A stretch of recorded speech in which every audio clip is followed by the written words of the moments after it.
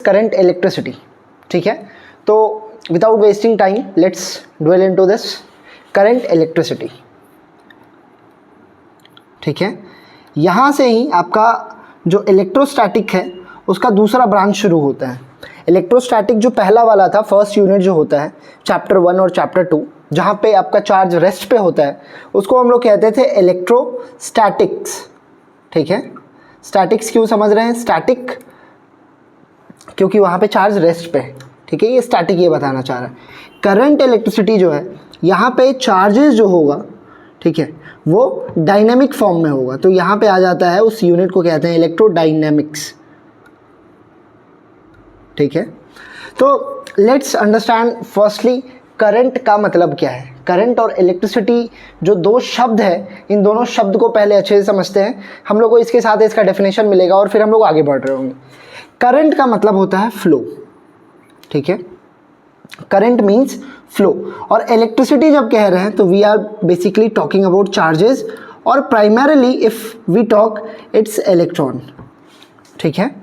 तो फ्लो किसका? चार्जेस का, उसको हम क्या कह रहे होंगे? Current electricity. फ्लो अगर वाटर का होता तो करंट वाटर का हो जाता, ठीक है। अगर हीट होता, हीट करंट होता तो वहाँ पे हीट का फ्लो हो रहा होता। क्योंकि यहाँ पे हम लोग चार्जेस का फ्लो पढ़ रहे होंगे तो इसको हम लोग कह रहे होंगे करंट इलेक्ट्रिसिटी, ठीक है। अब आप एक चीज़ समझिएगा, अगर कहीं पे 1000 कूलम चार्ज, ठीक है, और कहीं पे 100 कूलम चार्ज है, एक वायर में 1000 कूलम चार्ज है और एक वायर में 100 कूलम चार्ज, आप किस वायर को छूना पसंद करेंगे? तो आपका शायद आंसर होगा सर 100 कूलम वाले। बट मैंने यहाँ पे ये नहीं बताया कि इसमें कितने वक्त में फ़्लो हो रहा है 100 कूलम और इसमें कितने वक्त में हो रहा है, ठीक है। तो जब हम लोग फ़्लो का बात करते हैं तो we have to talk about time also.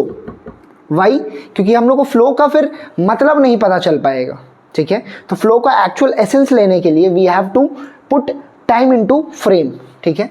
तो यहाँ से जो करंट इलेक्ट्रिसिटी जो डिफाइन होता है, it is not based only on charges but also on time, ठीक है।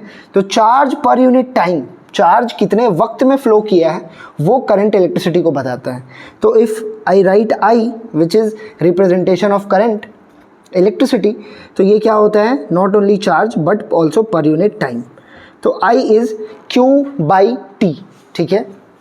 यहाँ पे थोड़ा सा हम लोग डायमेंशन का बात करते हैं। आई जो है करंट, करंट का डायमेंशन क्या होता है? एम्पियर। टाइम का क्या होता है? टी।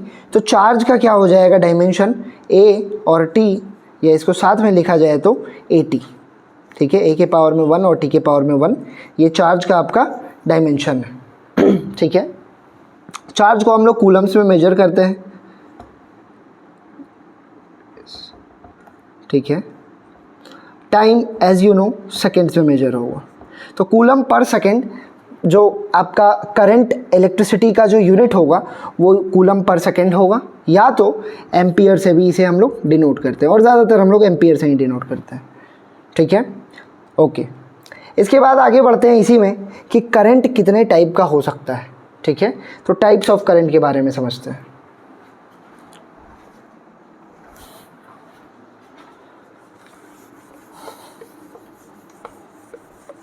ओके, सो करंट हमने डिफाइन कर लिया, क्या था? Q/T, and based on this time we can have 2 type of current. अगर ये टाइम कुछ लंबा है, ठीक है, 2 सेकेंड, 3 सेकेंड, 4 सेकेंड, 1 मिनट, अगर टाइम लंबा है तो हम लोग उस समय ΔT डिफाइन कर रहे होंगे, ठीक है। और करंट जो निकलता है वो ΔT, ΔQ, this current is called average current, ठीक है।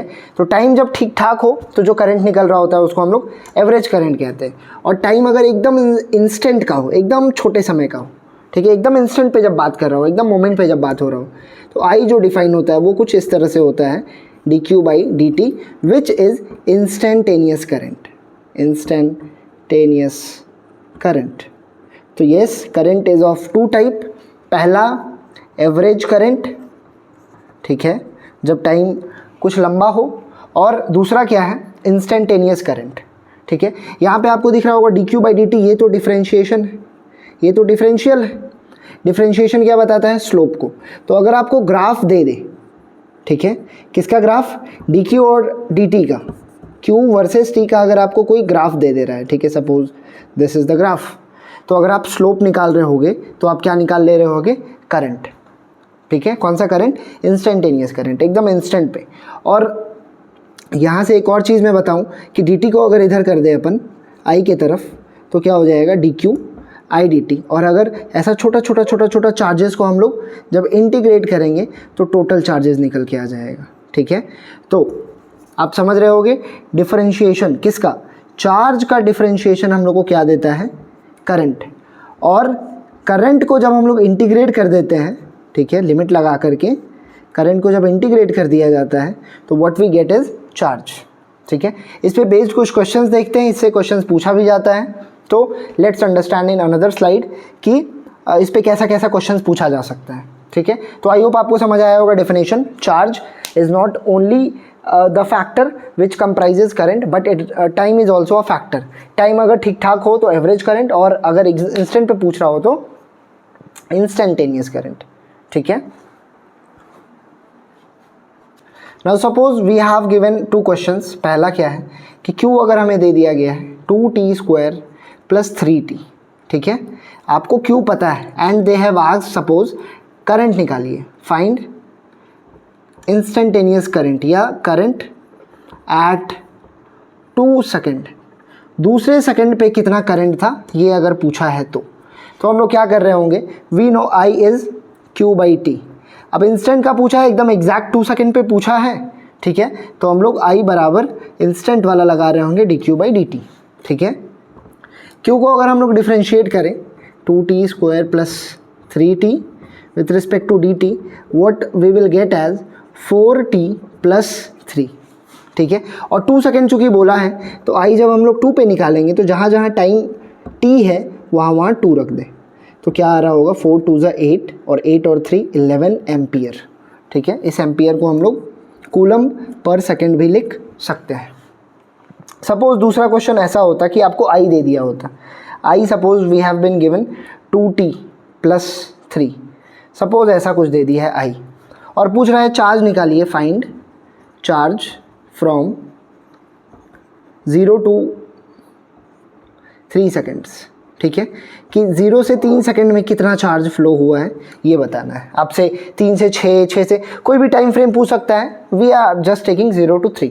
तो अगर आपको I पता है और आपको Q निकालना है, ठीक है, तो हम लोग क्या कर रहे होंगे, if we know I and we need Q, तो अगर हम लोग dt को इधर लात मार दें तो आपको समझ आ रहा है कि ये तो इंटीग्रेशन वाला सवाल बन जाएगा सर, यस। तो अगर हमें I पता है और Q जाना हो तो वी इंटीग्रेट। तो how we will do this, look this, I could be written as dq/dt, what we need charge। तो dq को एक तरफ रखिए, बाकी सबको उस तरफ भेजिए। तो ये कैसा दिखता है एक्सप्रेशन, I.dt = dq, ठीक है। I का फंक्शन दिया हुआ है क्या, 2t + 3, 2t + 3, 2t + 3 dt = dq, ठीक है। अगर हम इसे इंटीग्रेट कर लें, कहाँ से कहाँ बोला है, 0 से 3 सेकेंड, तो 0 से 3 सेकेंड जब हम लोग इंटीग्रेट करते हैं तो ये छोटा छोटा dq मिल करके क्या बन रहा होगा, पूरा चार्ज। और इंटीग्रेट जब करेंगे 2t को, ठीक है, 2t को जब इंटीग्रेट करते हैं dt के रिस्पेक्ट में तो क्या होगा, 2 तो कांस्टेंट है बाहर, t सिंगल है, तो आपको पता है इंटीग्रेशन में पावर बढ़ता है, इंटीग्रेट बढ़ेगा, तो t का पावर 1 था, ऊपर 2 हो जाएगा और जो पावर ऊपर होगा वही नीचे होगा, ठीक है। अलजेब्रिक फंक्शन इसी तरह से इंटीग्रेट होता है, 2 और 2 घटा तो ये कितना आ रहा होगा, t²। तो 2t का क्या हो जाएगा इंटीग्रेशन, t²। 3 का 3 dt, 3 तो कांस्टेंट है बाहर निकल जाएगा, और ऐसा dt को इंटीग्रेट कर रहे होंगे तो क्या आ रहा होगा, t, ठीक है। And we will put the limits from 0 to 3। 3 पहले डालते हैं फिर माइनस करके 0 डाल रहे होंगे, ठीक है।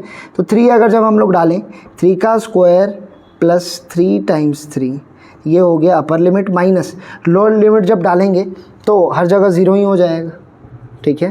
This is our Q, this is 9 एंड this is also 9, so 18 coulomb. तो चार्ज कितना आ गया, 18 कूलम। तो आई होप आपको ये चीज़ समझ आया होगा, करंट इलेक्ट्रिसिटी का definition. And by definition we got to solve 2 types of problem, कि अगर आपको जब Q दे दिया हो as a function of t, we differentiate and we find current, and when I has been given और Q पूछ रहा है तो we integrate by putting the proper limits, ठीक है, तो आई होप आपको ये बात समझ आया हो।